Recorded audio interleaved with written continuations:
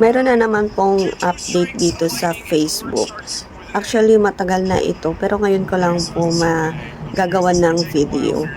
Kung napapansin nyo po, yung mga ibang friends nyo po, pag tinitingnan nyo po yung profile picture nila, bali nagsaswipe po yung avatar nila and then yung picture nila. Di ba po ang cute, kagaya nito?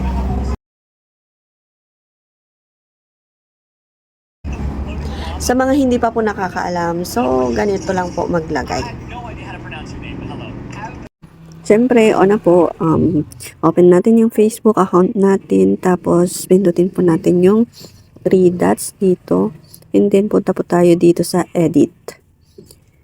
And then, dito po sa may avatar, ayan, dito po sa may baba, sabi dyan na show on profile. So, enable lang po natin yan.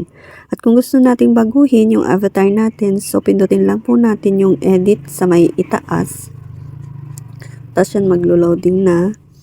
Kung gusto nating ibahin yung itsura niya, so pindutin lang yung appearance.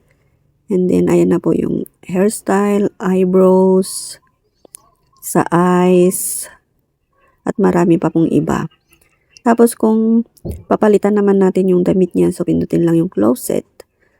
Ayan, so mamili na lang po tayo sa tops and bottoms and sa shoes. Yun lang po.